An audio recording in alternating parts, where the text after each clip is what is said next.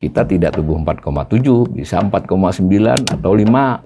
Ya sebutlah 4,9. Tapi resiko kita untuk di bawah 4,7 juga jadi kelihatan. Nggak bisa hanya denial. Wah itu kan ramalan Bank Dunia sama IMF, kita punya ramalan lain. Ya ramalan mereka ada basisnya. Lalu basis kita untuk menjelaskannya apa? Porsi di tahun 2025 ini sebesar 31,18% dari total. Nah ini turun, 2024 hanya 3,40%. Kita sulit untuk keluar dari angka 4,8, apalagi 4,7 ya. Maka pilihan lain dari pemerintah itu ada sebenarnya.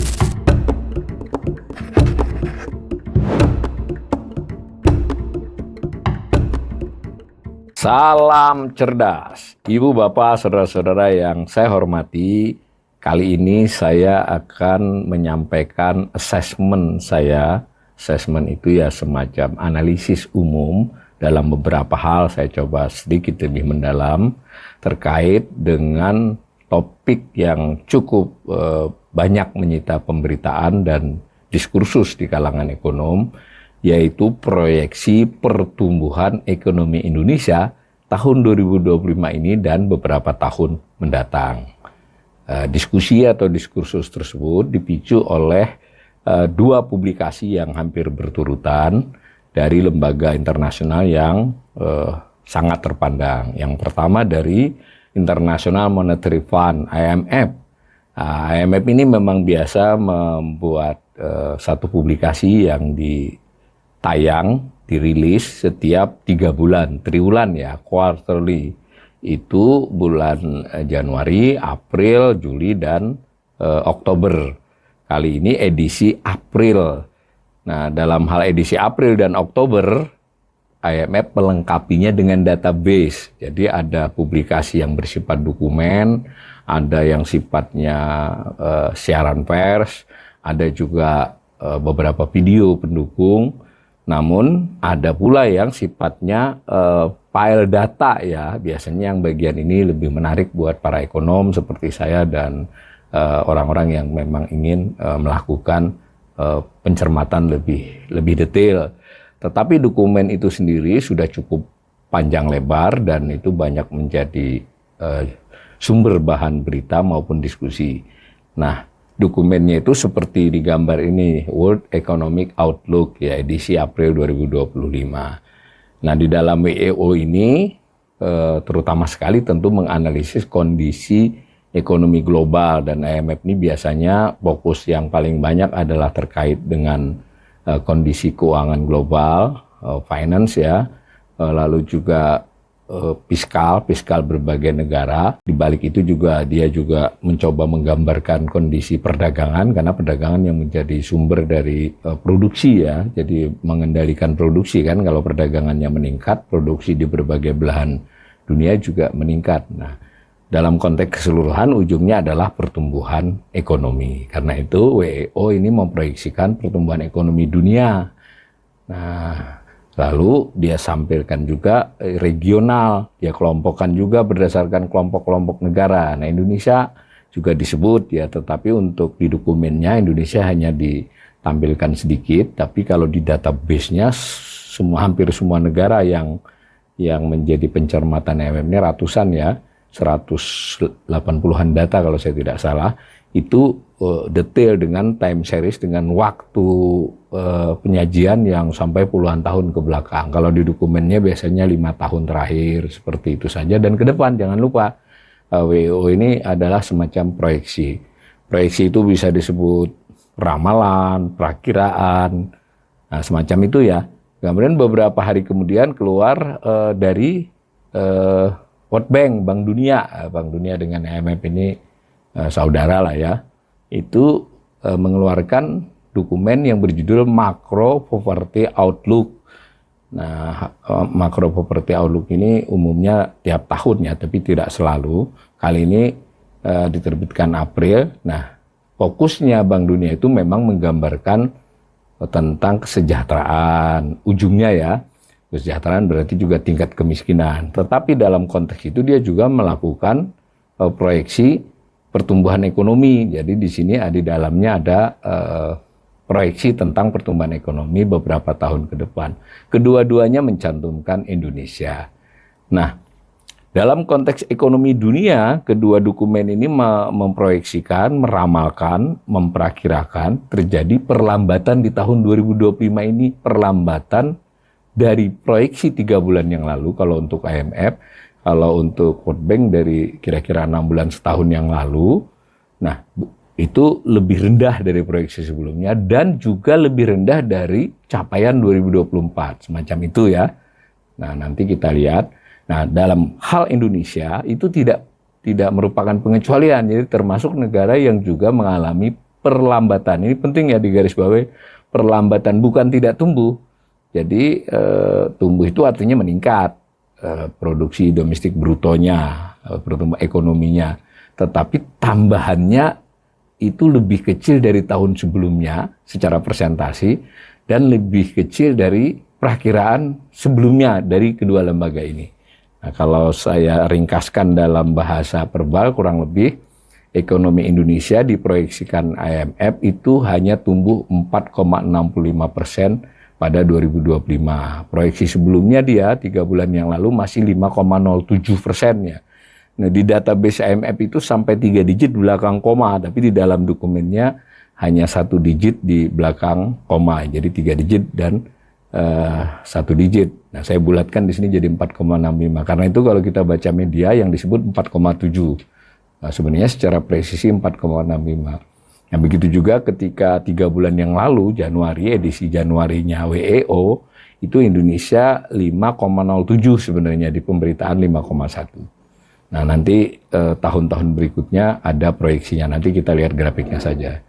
Nah, perkiraan IMF atas ekonomi dunia itu memang sangat menggarisbawahi kondisi perdagangan dunia yang melambat, kemudian geopolitik yang masih cukup panas, dan lebih khusus lagi kemungkinan terjadinya perang dagang yang bermuara pada kemungkinan terjadinya perlambatan pertumbuhan perdagangan dunia. Perlambatan perdagangan ini berpengaruh pada produksi barang di hampir semua negara. Produksi artinya mengurangi pertumbuhan ekonomi. Kurang lebih semacam itu logikanya.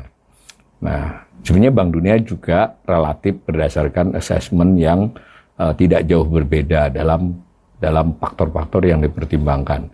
Lalu kalau saya gambar dalam grafik, itu kedua proyeksi mereka terhadap Indonesia, bukan terhadap ekonomi dunia ya, itu yang kuning itu adalah pertumbuhan ekonomi menurut World Bank. Jadi 2025 ini 4,7, nanti di 2026 Indonesia bisa sedikit meningkat, tapi masih 4,8 ya.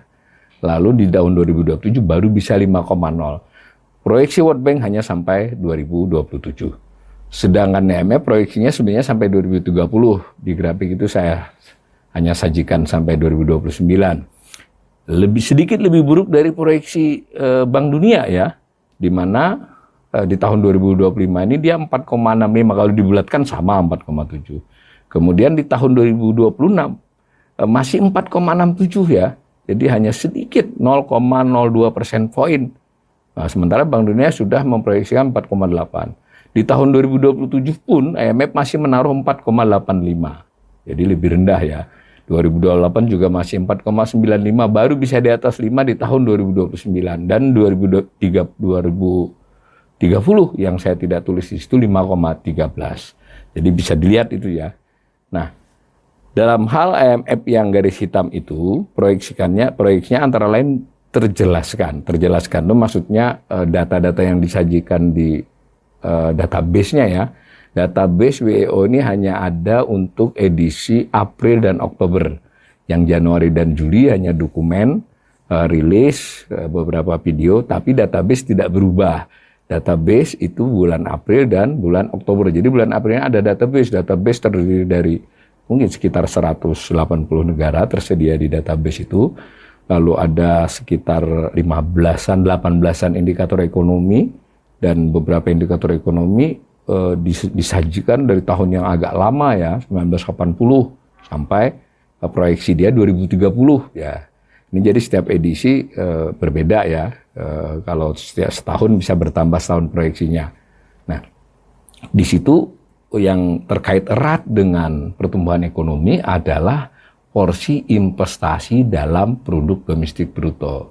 Nah, kanal ini beberapa kali menyampaikan literasi terkait pertumbuhan ekonomi. Itu salah satu komponen utama dalam pertumbuhan ekonomi suatu negara, termasuk Indonesia, itu adalah investasi. Investasi di sini pengertiannya lebih luas dari BKPM ya, Badan Koordinasi Penanaman Modal itu menyajikan data-data investasi yang sifatnya laporan, baik itu investasi baru yang datang baru atau dibikin baru atau yang menambahkan dari usaha yang ada. Jadi intinya lebih kepada yang dilaporkan kepada penanaman BKPM ataupun otoritas-otoritas lain, terutama BKPM ya, karena memerlukan izin kan. Itu beda kalau yang dimaksud investasi dalam data ini. Kalau di BPS, di Badan Pusat Statistik, disebut pembentukan modal tetap bruto. Jadi yang tidak dilaporkan pun bisa diproyeksi. Maksudnya tidak dilaporkan itu begini. Jadi suatu usaha itu menambah kapasitas produksinya, ya toh, itu namanya investasi. Nah, itu dari perkiraan angka PDB bisa. Jadi pembentukan modal tetap bruto. Nah, komponen lain dari PDB itu kan adalah konsumsi masyarakat, konsumsi pemerintah, ekspor, kurang lebih begitu ya. Nah, dalam hal investasi itu dianggap menurut berbagai kajian merupakan sumber pertumbuhan yang sangat bisa mendorong. Kalaupun dia tidak di tahun itu, bisa di tahun berikutnya dan tahun-tahun mendatang jika investasinya tumbuh pesat, kurang lebih begitu. Nah, si IMF ini tidak menyajikan pertumbuhan investasi, tapi menyajikan porsi investasi, dalam hal ini PMTB ya, pembentukan modal tetap bruto. Jadi gross fixed investment ya, itu porsi di tahun 2025 ini sebesar 31,18% dari total. Nah, ini turun 2024 hanya 3,40%. Dan nanti kita akan lihat grafiknya di tahun-tahun mendatang seperti apa. Ternyata kisarannya hanya 31% sampai tahun 2030 bahkan. Nah, porsi ini tidak sebesar di masa-masa lampau. Ya pernah hampir setara, nanti kita lihat grafiknya. Nah, ini yang menyebabkan tadi proyeksi IMF, salah satu penyebab utama proyeksi IMF bahwa kita hanya bisa tumbuh kurang dari 5% sampai 2028, sedikit di bawah 5%, dan baru kemudian bisa 5% atau sedikit di atasnya di 2029 dan 2030. Mari kita lihat grafiknya. Nah, ini yang saya kasih tanda merah itu yang proyeksi ya, jadi dari 2025 ke sana. Lihat itu kan, 31,40 itu 2024, 2025-nya 31,18. Nah, itu angkanya 31,40 itu harusnya di atasnya ya, cuma itu untuk memperjelas saja. Nah, itu stuck di 31, bahkan di tahun 2030 itu hanya 31,39%, sama dengan 2024. Perhatikan di tahun-tahun sebelumnya, ini semua berdasarkan data base dari IMF ya. Kita pernah 33,78, 34,60, jadi di 34-an itu, dan terus sampai ke belakang di era Soeharto itu pernah 40-an persen. Nah, ini yang salah satu, tentu tidak tahun itu porsinya berapa, maka tahun itu juga pertumbuhan ekonomi sekian, tidak selalu begitu, tapi terhubung. Jadi kalau misalnya kita buat rata-rata 10 tahun, mesti hampir bisa dipastikan mempengaruhi selama 10 tahun itu. Nah, ini yang penting, ini kita dapat grafik tren porsi PDB atas porsi investasi atau PMTB. Jadi gross fixed investment, jadi bruto ya, kotor investasi bruto terhadap total GDP atau PDB. Nah, artinya ada tantangan ini bahwa selama 5 tahun ke depan, mulai tahun ini, 5 tahun lebih bahkan kalau sampai 2030, hampir 6 tahun, 5 tahun setengah, itu porsi total investasi atas PDB menurut proyeksi IMF Indonesia belum bisa meningkatkannya secara pesat. Nah, kalau saya gambar dengan pertumbuhan ekonomi supaya kita melihat polanya bahwa tadi seperti saya katakan investasi ini sangat berpengaruh terhadap pertumbuhan ekonomi porsinya. Tidak selalu di tahun yang bersangkutan ya, tetapi kalau kita tarik 10 tahun, 15 tahun itu jelas pengaruhnya karena pengertian PMTB itu tadi penambahan kapasitas produksi atau kemudian juga bisa jadi pembuatan kapasitas produksi baru atau pabrik baru atau perusahaan baru semacam itu atau menambahi dari kapasitas yang ada. Nah, kalau digambar kelihatan polanya itu. Yang biru itu tadi sama dengan grafik yang sebelumnya tadi saya pindah ke sini, sedangkan pertumbuhan ekonomi saya tambahkan menjadi grafik orange tapi skalanya yang di kanan ya. Jadi tidak sama itu angka. Yang biru masih memakai skala kiri, sedangkan yang orange memakai skala kanan. Saya hanya ingin memberikan gambaran pola. Nah, kelihatan kan untuk kurun sekitar 10 tahun atau 20 tahun itu benar-benar total investasi ini terhubung dengan tren pertumbuhan ekonomi. Nah, ketika yang biru ke depan itu sebutlah 10 tahun dari tahun 2010 ke 2030 dengan 2020 ya, pengecualian anggap aja 2021 lah karena COVID itu agak sulit dijelaskan ya. Tapi trennya tetap kan, pada saat COVID yang sampai kita kontraksi pun, porsi total investasinya juga turun. Nah, terlihat bahwa di 7-8 tahun ke depan, dari tahun-tahun kemarin, itu memang porsi investasi menurut perhitungan IMF untuk Indonesia ini tidak beranjak dari 31%. Ya, tadi 31,40 di tahun 2024 yang lalu dan hanya bisa kembali ke situ pada saat 2030 sebelum nanti di antara itu hanya 31-an kurang dari 31,40. Ini tantangannya ya kalau dibaca dengan cara lain ya kalau mau pertumbuhan ekonomi di atas 5% ya porsi PDB, porsi PMTB ya, porsi investasi ini naik gitu. Tapi nampaknya ya IMF belum melihat peluang kita untuk meningkatkan porsi PMTB. Sementara itu kan IMF. Kalau Bank Dunia itu proyeksinya yang tersaji dalam tadi Macro Property Outlook itu dijelaskan antara lain dalam tabel mereka ya, ada tabel, ada beberapa paragraf narasi. Nah, saya ringkaskan di sini. Itu salah satu yang dijelaskan dalam tabel di dokumen tersebut adalah terkait dengan komponen pertumbuhan ekonomi, komponen PDB, komponen produk domestik bruto. Sekedar pengulangan untuk kembali menyegarkan, ya pertumbuhan ekonomi itu adalah perubahan produk domestik bruto atas dasar harga konstan. PDB itu produksi setahun, nilai tambahnya ya, suatu negara dalam hal Indonesia dibandingkan dengan tahun sebelumnya. Nah, jadi PDB atas dasar harga konstan dibandingkan dengan tahun sebelumnya. Itu namanya pertumbuhan ekonomi. Nah, komponen PDB itu sendiri berarti dengan demikian juga komponen pertumbuhan ekonomi dilihat dari sisi komponen permintaan agregatnya atau bisa juga kalau di BPS disebut pengeluaran. Ini sama nih. Bank Dunia sama dengan BPS, tepatnya BPS mengikuti best practices internasional. Ini gunanya ya, karena BPS menghitung pertumbuhan ekonomi, PDB itu dengan mengikuti manual internasional, sehingga ketika Bank Dunia menyajikan data berbagai negara, dia tidak terlalu banyak melakukan penyesuaian, karena BPS dianggap sudah menghitung sesuai dengan acuan ya. Nah, kalau dilihat begitu, komponen PMTB itu salah satunya yang paling porsinya terbesar selama ini untuk Indonesia adalah konsumsi rumah tangga ya, konsumsi rumah tangga. Nah, konsumsi rumah tangga itu bagaimana? Kemudian juga pembentukan modal tetap bruto tadi ya. Tapi di sini Bank Dunia menyajikannya dalam bentuk pertumbuhan tadi porsi lain ya. Pertumbuhan berarti pertumbuhan tahunannya kalau porsi terhadap totalnya.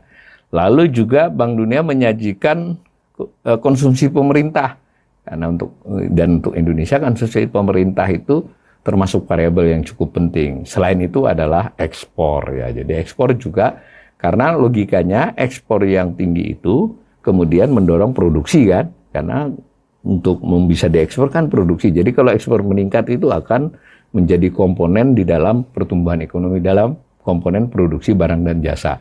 Nah, saya pecah-pecah aja kan ini jadi 4 komponen yang mau saya tampilkan dari Bank Dunia ini.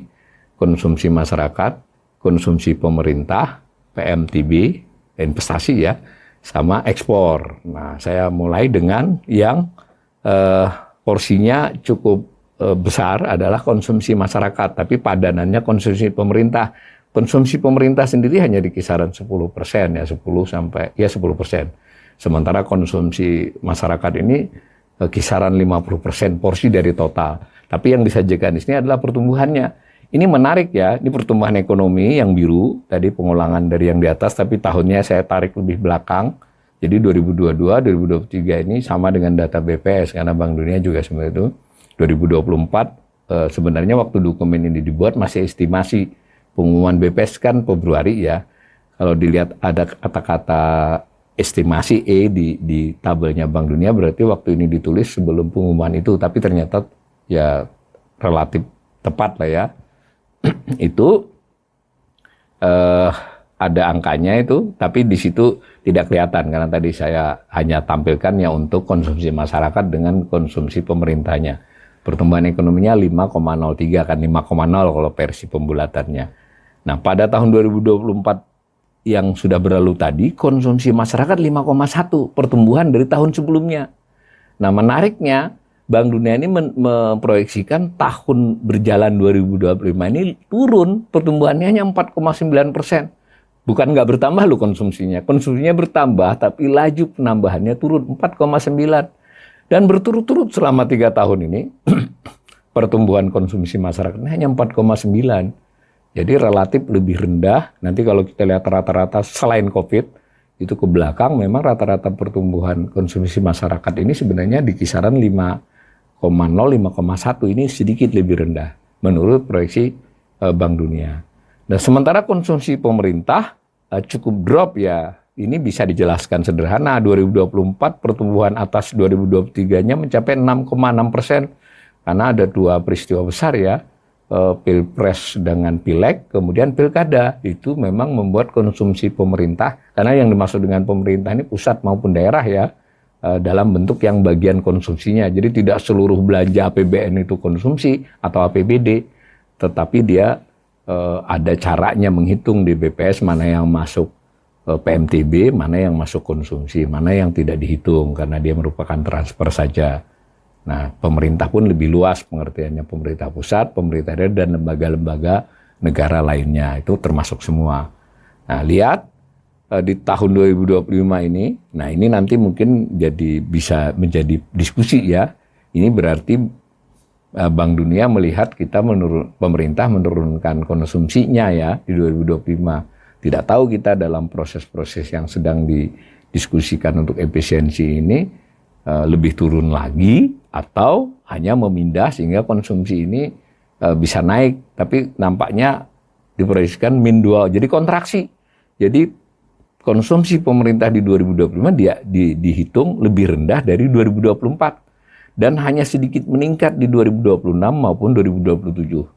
Jadi komponen konsumsi masyarakat sedikit turun, konsumsi pemerintah pertumbuhannya turun lebih dalam. Hanya saja karena porsi pemerintah ini hanya kisaran 10% dari total, maka penurunannya ini mungkin kontribusinya tidak terlampau besar. Sementara konsumsi masyarakat yang turun itu mungkin memberi kontribusi yang cukup dalam. Makanya tadi dari 5,1 menjadi 4,7.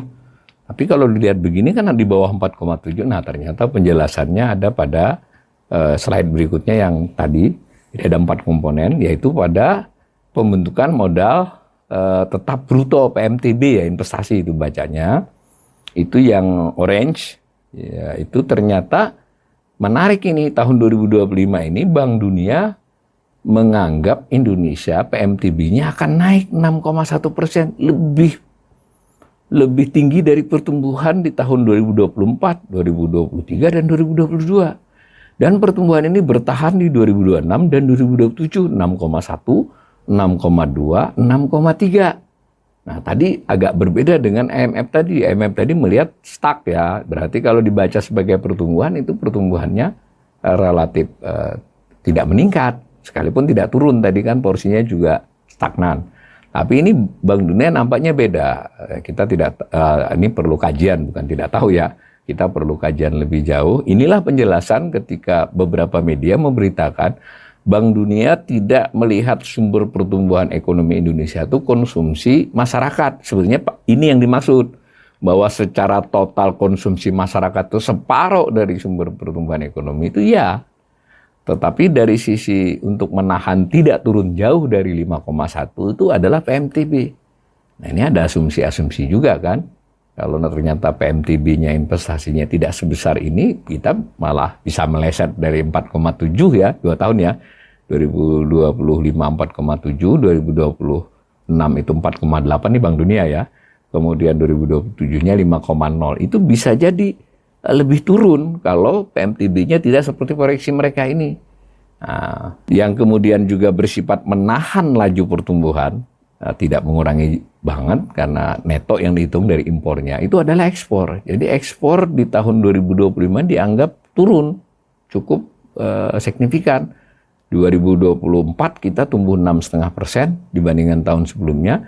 2025 ini hanya 4,8, kemudian pelan-pelan naik lagi. Ini kelihatannya memang sesuai ya dengan perakiraan, dengan gambaran bahwa kondisi perdagangan dunia penuh tantangan masih. Tapi berarti kita dianggap juga yang masih tidak terdampak terlampau jauh. Buktinya ini ekspor kita masih bisa tumbuh ya, tumbuh loh. Ya tumbuhnya lebih lambat, tetapi tumbuh dan tidak jauh-jauh juga dari tahun-tahun yang 2023 misalnya 2024. Maka 4 komponen itu terutama hanya untuk ekspor ini mestinya kita lihat juga impornya bagaimana. Semuanya ini membuat perhitungannya Bank Dunia ini kita masih bisa tumbuh di 4,7, kemudian 4,8, kemudian 5. Nah, itu secara komponen. Nah, kita juga mengenal di PPS itu berdasarkan sektor lapangan usaha 17 ya, 17 lapangan usaha. Tapi model Bank Dunia ini menyajikan hanya 3 kelompok. Jadi pengertian industri misalnya itu lebih luas dari industri pengolahan. Jadi industri pengolahan, konstruksi, real estate, gas dan seperti itu ada beberapa itu masuknya adalah industri. Nah, jasa-jasa juga luas ya, akomodasi makan minum, jasa pemerintah, jasa sosial. Jadi 17 itu menjadi 3 sektor saja. Ini untuk menyamakan analisis berbagai negara. Saya sedikit tambahkan informasi, kan ada manual internasional untuk menghitung PDB itu, penyajiannya juga. Jadi sektoralnya pun bisa beda-beda, tetapi ada acuan. Nah, kalau dibuat menjadi 3 sektor ini, semua negara bisa mereka relatif kompatibel lah untuk dibandingkan. Nah, jadi hati-hati ya, pengertian industri sini lebih luas dari industri pengolahan, karena itu angkanya juga sedikit beda dengan angka BPS. Kalau pertanian relatif dekat, karena pertanian itu sama lah definisinya. Nah, menariknya dari gambar ini, industri pengolahan yang mestinya jadi sumber utama pertumbuhan ekonomi satu negara seperti Indonesia, dan negara-negara emerging market, negara-negara pada umumnya lah yang modern, itu ternyata 2025 ini dianggap menurun drastis ya, dari 5,2% di 2024 menjadi 3,8%. Saya ingatkan sekali lagi, ini tidak hanya industri pengolahan. Kalau industri pengolahan di tahun 2024 itu hanya 4,65. Tapi ketika ditambahkan konstruksi, real estate, kemudian air minum dan gas segala macam itu, maka dia dapat 5,2.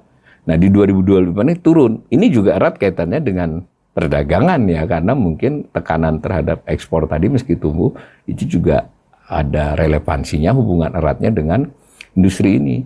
Dan hanya bisa meningkat 4 dan 4 di tahun 2027. Nah, menariknya pertanian ini kan mengalami penurunan yang luar biasa beberapa tahun terakhir.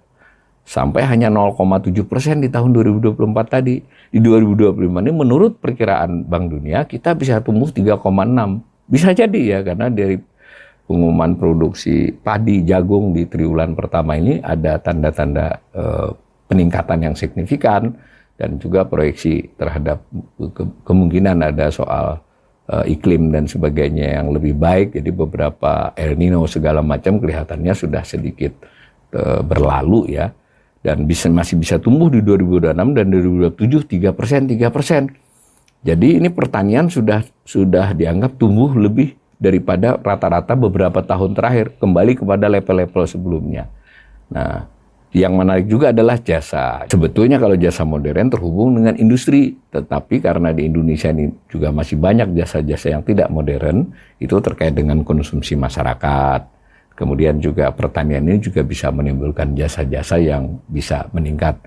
Nah itu kalau dilihat 2025 memang turun menjadi 5,7, sedikit meningkat 2026 dan baru 6,3 di 2027. Jadi saya sederhanakan kalau tadi melihatnya dari komponen permintaan, ini melihat dari komponen sektoralnya. Dengan alasan semacam ini sederhananya, itu Bank Dunia memperhitungkan pertumbuhan kita ke depan. Nah, hanya saja kita juga bisa menambahkan, berarti ini kan bisa kita cermati nih.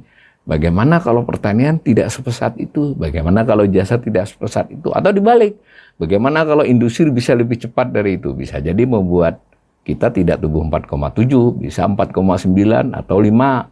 Ya sebutlah 4,9. Tapi resiko kita untuk di bawah 4,7 juga jadi kelihatan dari data ini. Itu kita sudah sedikit jelaskan, IMF begitu, Bank Dunia begitu. Nah, bagaimana dengan dokumen resmi di negara kita? Ada dua yang menyajikan proyeksi pertumbuhan ekonomi beberapa tahun ke depan. Yang pertama adalah nota keuangan dan APBN.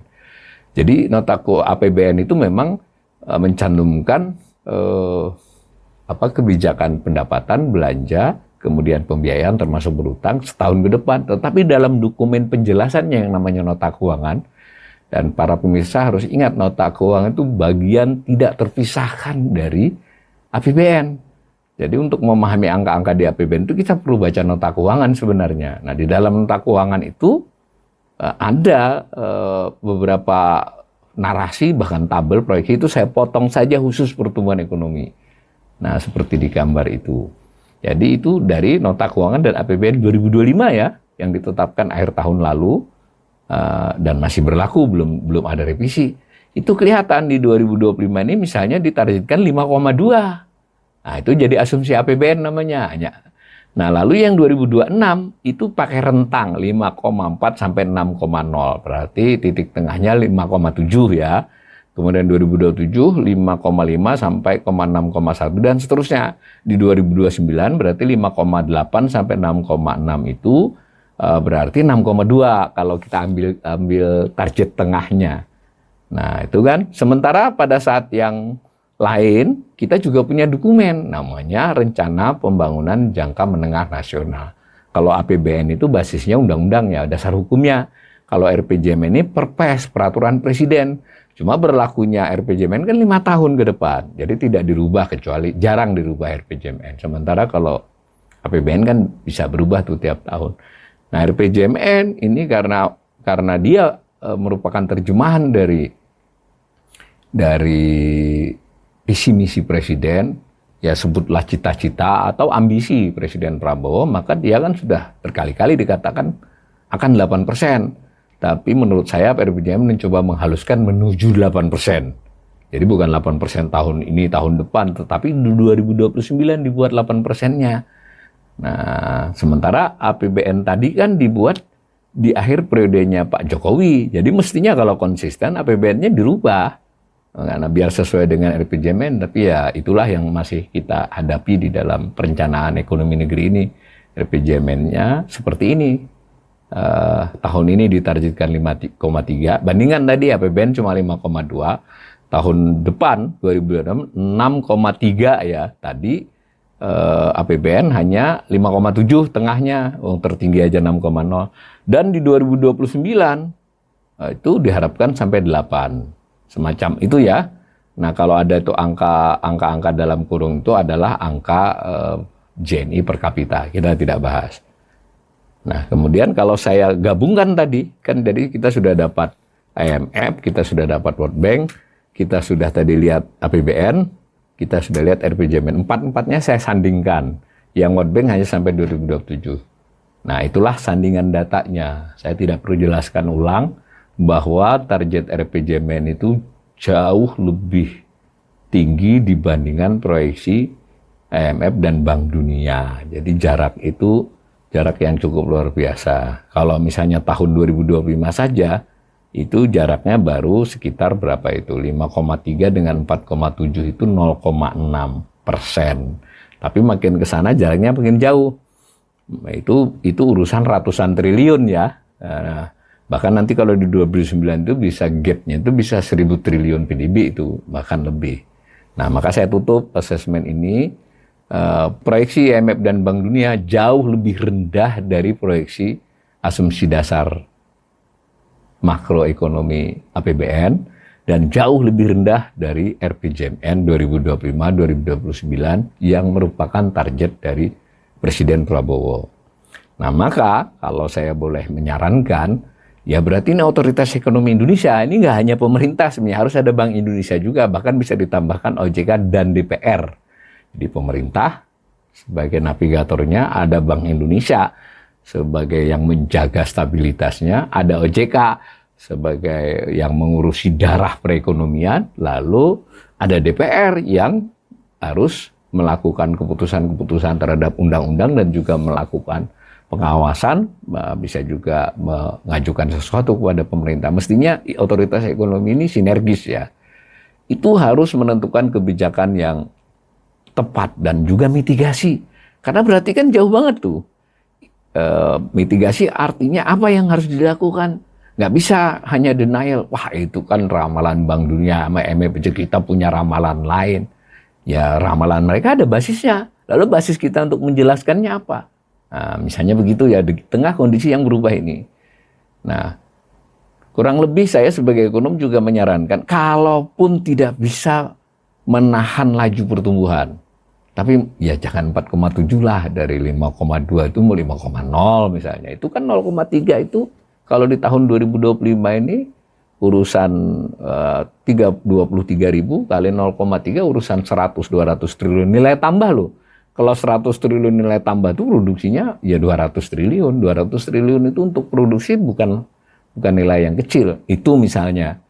Nah, kalau tidak bisa juga misalnya kita sulit untuk keluar dari angka 4,8, apalagi 4,7 ya, maka pilihan lain dari pemerintah itu ada sebenarnya, yaitu kualitas pertumbuhan ekonomi. Kalau 4,7 kemudian yang tumbuh itu pertambangannya lebih khusus lagi itu nikel, bauksit, emas, logam mulia, ya itu tingkat kucuran ke bawahnya lebih lemah. Nah, kualitas artinya bagaimana? Tadi sudah bagus tuh Bank Dunia. Kalau benar itu ramalan Bank Dunia, itu dikencengi lagi. Jangan 3, tapi 5.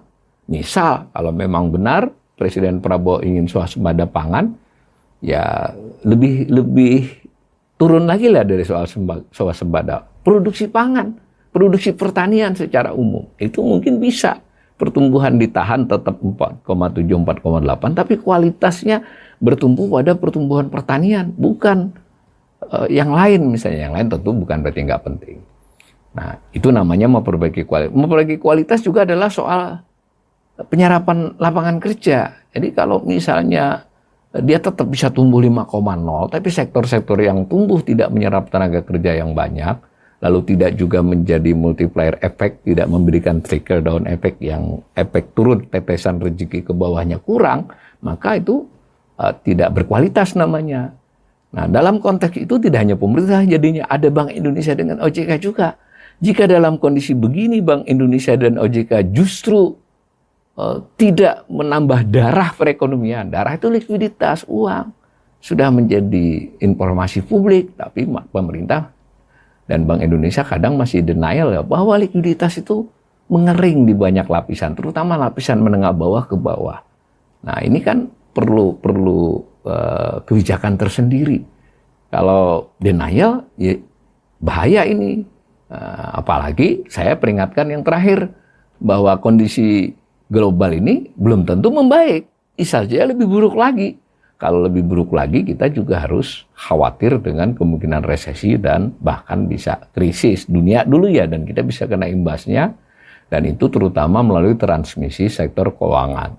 Dalam sektor keuangan ini termasuk pasar modal. Jadi saya kira mau bagaimanapun posisinya pasar keuangan dan pasar modal itu tetap sesuatu yang harus di-manage, manageable oleh Bank Indonesia, OJK, dan juga pemerintah, agar perekonomian Indonesia bisa stabil, berdaya tahan kuat, dan kita diupayakan untuk memiliki laju pertumbuhan yang kalaupun menurun sedikit dari target, tetapi pertumbuhan yang berkualitas, keseluruhannya mengarah kepada bagaimana rakyat yang paling bawah, 40% rakyat terbawah. Kalau 40% itu tidak hanya yang miskin ya, yang menengah bawah, yang biasa termasuk mungkin sebagian besar pemirsa ini juga bisa tetap menggeliat ya, syukur bisa memberi kontribusi pada produksi Indonesia, yang berarti memberi kontribusi juga kepada pertumbuhan ekonomi, dan pada gilirannya mencoba tetap membuat rakyat Indonesia ini ke depannya bisa menjadi lebih makmur yang berkeadilan.